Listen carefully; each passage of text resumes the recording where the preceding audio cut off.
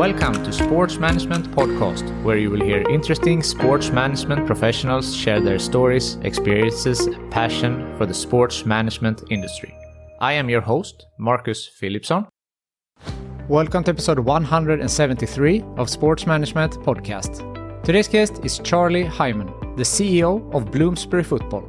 Bloomsbury Football is a grassroots football charity that uses the power of football to change the game for young people in London.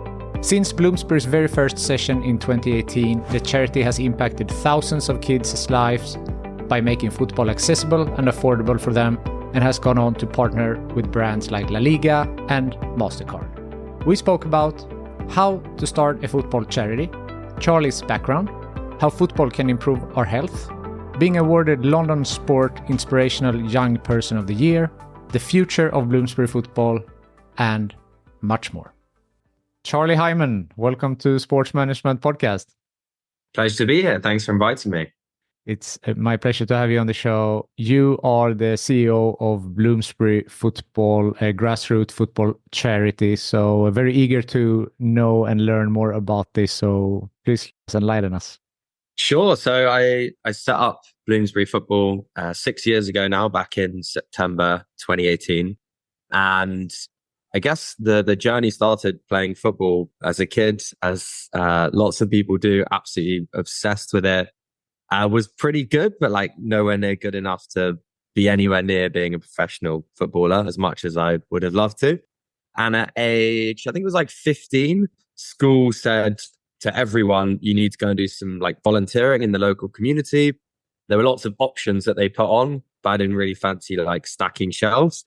So I ended up going to like pick up the cones for my younger brother's football team in the park and like chase the football when the dog went and stole it.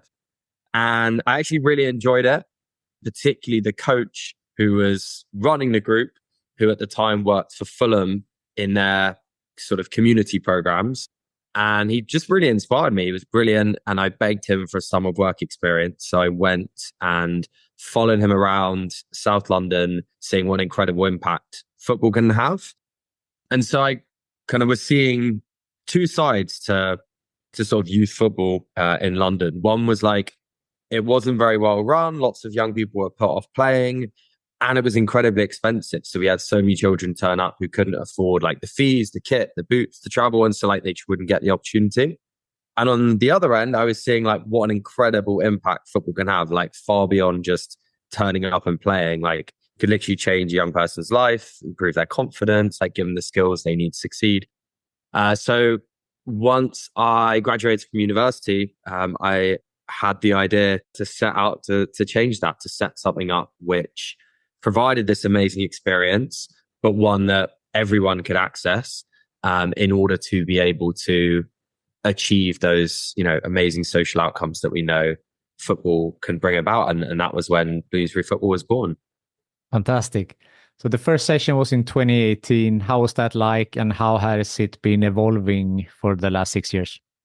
Wow, that first session was, literally me, a bag of footballs. I think 4 children turned up. So I was like, one of the parents of the children that I'd been coaching loved this idea that I pitched to him about setting up Bloomsbury Football. And he said he was like, here's like £2,000. Like you can book the pitch for 6 weeks, like get yourself a logo, buy a bag of football. So I did all that and it came to it. And I'm like on this pitch, standing there, like it's 5 minutes until the first session's about to start and there's no one there. And I'm like, wow, this is a really bad idea. Like, why did I decide to do this?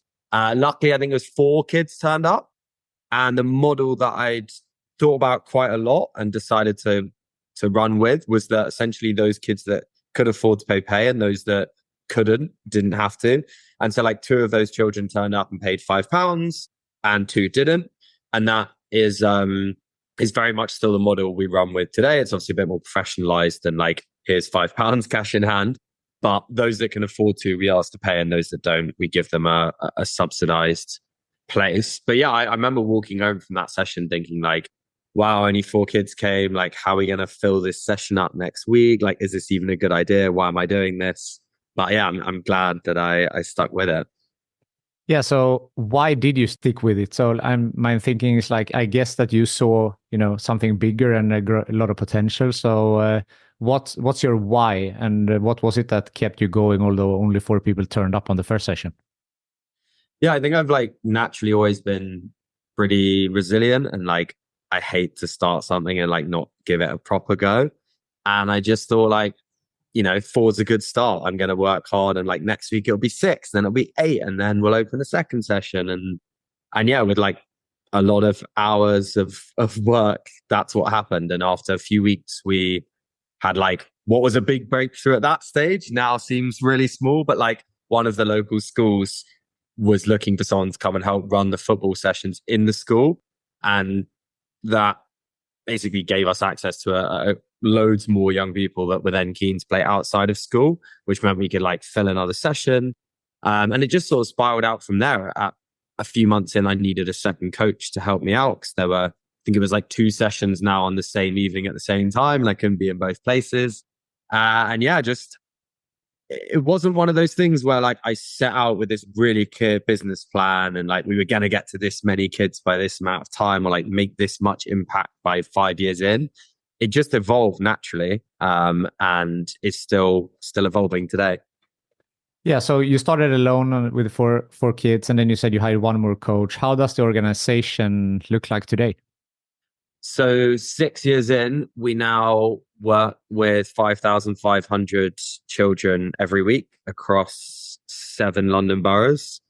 There are about 70 staff, of which sort of 55 are full-time employees. And then there's a pool of part-time employees that make up that other sort of 15 to 20. Most of them are the coaches that go out on the ground and run the programs. We've then got a team who sort of organize the programs, project officers, program managers, and then a small team who are based in the office that do fundraising and the other functions, so marketing, HR, finance, the things you would expect an organization to have.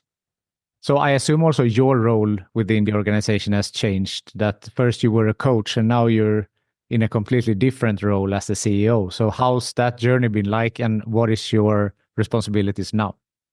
Yeah, I sometimes say to people like my title hasn't ever changed, but the role couldn't have changed more. Like even every month or now maybe like every quarter, it feels like there's like a lift in responsibilities and a change in my day to day. But yeah, I essentially went from being the coach to like managing the coaches to organizing people to manage the coaches and like keep stepping up and back. Now it's very much a mix of sort of like external relations, fundraising, setting the vision, the strategy, making sure I'm bringing in and retaining like brilliant people who can help drive the organization forward. And yeah, I think one of the most important things has been being able to adapt and learn and essentially grow into a new job every few months. Yeah. So how does one set up a charity? I mean, from the process part, I don't think that most people are aware of how you do that.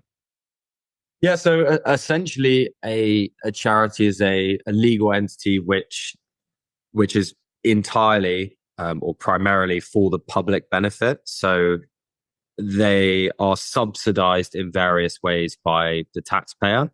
And so everything you do needs to essentially be for the benefit of the public.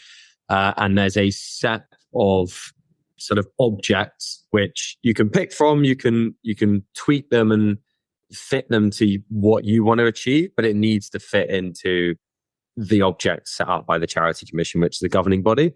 And essentially you submit an application. You say, hey, I would like to do this. This is why it's a great thing and why it's going to benefit people. Here's a bit of information about, my plans, the area we're going to run in, the groups of people we're going to support.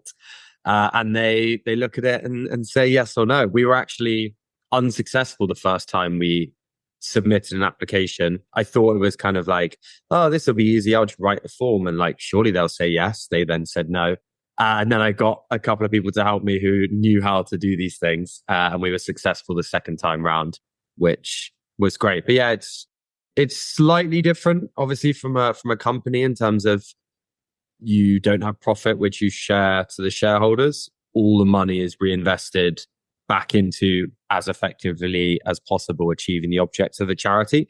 But outside of that, most of the other sort of laws around like employment and tax, etc., apply as they would otherwise. I think people think of charities like it's completely different thing. Actually, for the most part, like charity sort of company law applies to charities. Yeah, that's interesting. And as I said, I don't think that most people are aware of that process. You do many great things, obviously, with Bloomsbury and some specific projects. So can you talk about some of them? I'm thinking, for the women's game, for example, and some of the projects that you've been working. Sure. So we sort of 3/4 of the programs we run fall under what we call Bloomsbury communities. So that's where we take a mix of in-school and out-of-school programs into disadvantaged areas and work with 1,000 young people. The target is 500 girls, 500 boys. We want to make sure that we're giving equal access. Outside of our Bloomsbury communities, we have some auxiliary programs which broadly fall into 2 buckets. One is football for boys and girls that want to play more than once a week, want to be competitive. So we have like teams and leagues for football and futsal. And then we have our special projects. So where there are groups of young people that have particular needs, which would sort of preclude or make it more difficult for them to participate in our mainstream programs. We have specialist offers. So for example, with children with disabilities or recently arrived refugee and asylum seekers, we have specific programs that are tailored to them to make sure that we basically give an opportunity for everyone, no matter their background, to play. And we understand that to do that, we might need to adapt the way in which we run to make it suitable and like exciting and inspirational for them to take part. That's great. Regarding the women's game, that's been something I've discussed a lot on this podcast and how different that is and different training that's needed and, how the bodies are different and the kit, you need maybe different kit, different boots. So any specific initiatives on the women's side? Yeah, for sure. So I think with getting more girls playing, like the first thing is to actually make a commitment to doing that. There's a lot of organizations and people out there that say that they care about it, but then they don't allocate the resources to actually make a difference. So we've set out with a public pledge to get to 20,000 young people by 2028, of which half will hopefully be girls. To do that, we think about it in some ways as similar to the boys and in others differently. So our broad hypothesis is that if you put on great quality programs and you remove the financial barrier, then boys will come. If you do the same for girls, some girls will come, the ones that are already confident want to play, but you definitely won't, or it's very hard to engage the girls that like don't yet know they want to play or like have other barriers that are non-financial to participate. So to break those barriers, we do 2 sorts of activities. One is a sort of quite high level brand type activation, I guess you could call it, where we're looking to change societal, I guess, stereotypes where parents don't feel that football is for their daughter or girls don't feel that football is for them. So that could take the form of like inviting a professional women's player down and like showing that there are women that play football as a full-time job. It could be running a campaign where we like highlight some of the girls that play in the programs.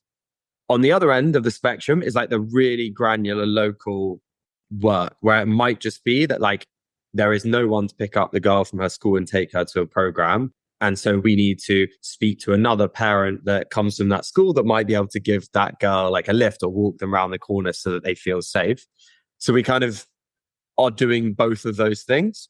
And then we've also allocated specific resource to some of the other barriers that we find that girls face that boys don't, whether that's booking a more expensive slot at a training pitch that's peak time, as opposed to later in the evening when it's dark and then girls don't feel it's safe. It could be subsidizing sports bras like we do, where like boys don't need that, teenage girls do. So there's various like quite specific initiatives that are taking place that actually, when you package them all together, make a big difference, both practically, but also give girls that feeling that we're really serious about doing this work and that we actually care and it's not just tokenism. No, I love that. And sport is so important for many reasons: health, mental health, physical health, and obviously football as well. And you help with that by getting more people into the football. So is that something that has been important to you, to see that also as type of a societal service, that, you know, mental health and well-being will also be improved by getting more people to play football? Definitely. That's why we do it. We believe that football has the power to do these things. That's why we get up every morning and try and remove the barriers to ensure that all these young people, particularly those who are most disadvantaged, have access to it and get that opportunity. The way we ensure that that is happening, because it's all well and good saying, oh, well, it improves their confidence, but like, how do we actually know? So we measure basically which young people are coming along to make sure that we are reaching those who need it most. And then we also measure the difference that our program is making once those young people come along. So through, say, surveying the young people and their parents, we get to track over a period of time, well, is their confidence actually getting better? And I think it's really important to do that, because otherwise, you know, a skeptic could say, oh, that's all well and good, but like, how do you know it's actually making a difference? And I guess the answer is because we're measuring it, and the results say that it is. Looking ahead now, it's been 6 years with Bloomsbury. If we're looking 6 years ahead, or, you know, in the future, where do you see Bloomsbury going? What's your goal? What do you hope to have achieved in a couple of years? So, I mean, touching on the last point, we've seen that the programs are having a brilliant impact. There's obviously demand for them, or there wouldn't be thousands of young people coming along every week. So the obvious ambition would be to scale that up, which is the plan. So we want to reach 20,000 young people a week by 2028, which will obviously have an incredible impact. But it will also, we think, get us to a critical mass, which will give others confidence that we have the operating model and infrastructure to deliver these programs at scale with quality, and will give us the brand credibility, network, and support we need to enable us to scale up, hopefully far and beyond London. And so beyond 2028, I think the plan is, you know, how big can we take this? What's the model to do that? Who pays for it at scale? But I don't see a reason why we couldn't have this in every city across the country. So it's a UK thing. Maybe, are you looking without the borders of the UK as well? Definitely. Yeah, I think this could work anywhere. I think the current model lends itself to urban areas in the way that it's set up, but that's not to say we couldn't adapt it for sort of more rural settings. But for sure, could definitely work in other countries too. How does it work? Excuse my ignorance, but with a charity, like, can it be some type of franchise model, or how does that work when it's a charity? Yes, social franchising is definitely one route we could go down to scale it. So you would essentially, yeah, you know, package up the IP and give someone, you could call it like Bloomsbury in a box, and then they could roll it out. And you could do that in various legal entities. I mean, you could set them all up as individual charities. You could set them up as limited companies, but they're owned by the charity, and then the profits go back to the main charity. There's various options, which, you know, is something we'll explore as we get close to 2028. Interesting. I'm curious a little bit about your background. And we mentioned that you started this after you graduated from uni, and you studied geography. Is that right? That is right. Yeah. Why did you do that? And is that something that you feel is beneficial in your work today? Yeah, it's a good question. I think, well, why I studied it was broadly speaking, the academic subject I hated the least is probably the way I'd put it. I thought it was, well, I thought my parents thought it was sensible for me to go and get a degree, because like maybe at 25, I decide I don't like football anymore and I want to do something else. And I felt like it wouldn't have been that beneficial to do what you might think was the obvious degree, which is like sports coaching or sports management, because I was doing all of that outside of uni on the side already. And I think tenuously, you could say there's definitely a crossover in interests. I'm not sure like how much of the sort of information and context I built up for it was actually transferable, but most of my modules and focus were around sort of human geography, populations, macroeconomics. It definitely wasn't rocks and volcanoes. I see. You wanted to do something that added on because you had real life experience from the sports management and coaching, so you wanted something different for the educational path. Yeah, I think that's right. I think I wanted to keep my options open, and I felt that I was building up enough experience on the side running football programs and coaching that I didn't need my university to do that for me.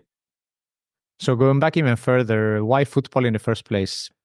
Um, it's a great question. I think like at a young age, I guess I was sort of exposed to football at school with friends and just like absolutely loved it. Was obsessed, would like finish school every day and go and play. And yeah, I think it was that the school said go and do some volunteering, which is what kicked me off on the coaching side of things. I think I'd always been interested, but maybe I wouldn't have like decided to go and do it if I hadn't basically been forced to do some volunteering. And then it really was the coach who ran the group that I was volunteering at that just made me want to spend more time doing it, made me want to go and do my FA badges, which I did when I was 17. And yeah, I kind of spiraled up from there. Like I was coaching after school with Fulham's Foundation. I was running soccer school in the park. Like I was just so involved and I was loving both the coaching itself, but also sort of the organizing and running of, I guess, what was a small business and building up the skills to do that, which obviously then transferred very neatly into setting up and running Bloomsbury. And you've done a good job, 6 years, been scaling up, and also been getting some rewards. London Sports Inspirational Young Person of the Year, and a couple else. So, is that something that you treasure, that you feel is like a sign of a job well done? To some extent, but I wouldn't say it's like the things that drive me the most. I think the job well done is more seen in the day to day. It's, the small things, going to a program, seeing children absolutely loving it, chatting to a staff member that you've helped develop. Like those are the things that I really find rewarding. But yeah, I mean, I'd be lying if I didn't say it wasn't nice to be recognized. And I think they, most importantly, are really beneficial for the charity to provide us with, the credibility and the awareness that we need in order to attract the support and build the brand to allow us to achieve our objectives. Yeah, of course. During this journey, has there been any bumps on the road? And if so, how did you overcome them? Loads. I mean, there's bumps every day. I think probably the toughest times have been where we have been basically tight on cash, which happens in pretty much every sort of fast growing organization. And it's never a nice thing to have to cut costs and cut people, but it's a necessary part of running an organization, both to save on costs, but also because, if you hire 10 people, it's impossible for all 10 to be really good and great at their roles. And it's even more impossible that in 2 years, they're also still really good at their roles. And so like having to let people go, dealing with the ripple effects of that, the morale, which is always negative when you say that cash is tight, but like no one's ever said it's easy kind of running and growing an organization. I think getting through those bumps are part of what's necessary to be successful. From your experience, what would be some good advice that you have for someone that wants to work in the football industry?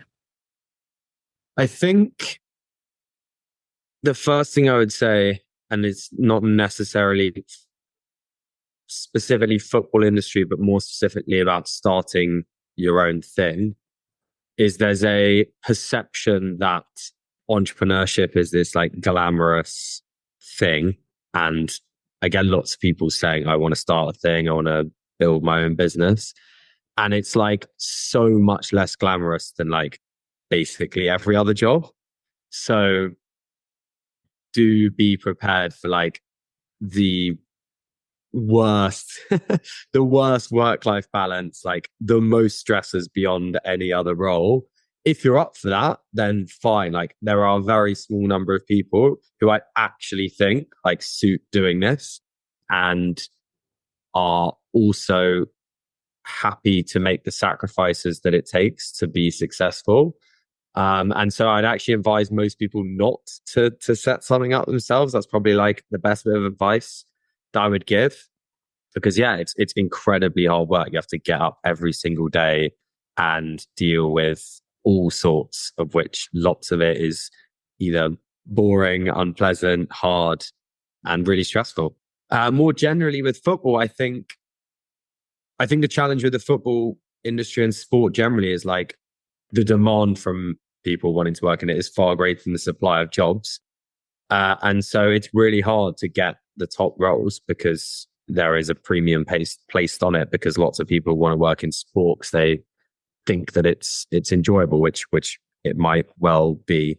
But I think there's a perception that roles are very different just because they're in sport. But I actually think like most of the roles from a functional standpoint, i.e. being in a commercial team, is very similar to being in a commercial team of like a different startup or a different industry. It's just that you're selling football instead of selling something else. And I think people think it's more different than it is, would be probably advice from experience. But if you get a great role, if you love sport, then yeah, I don't want to put you off. It can be brilliant. And I certainly love it. And so do I. But I want to bounce back to your first point there, because I think that's really important that many people maybe have glorified to have their own company. And Dana White from the UFC, he did a very good interview on that. And he said that some people say, I want to work for myself so I can set my own hours. And he was like, when you have your own business, there's no Christmas, there's no, weekends, you work 24/7. And I think that maybe not all people realize how much work that goes into working for yourself.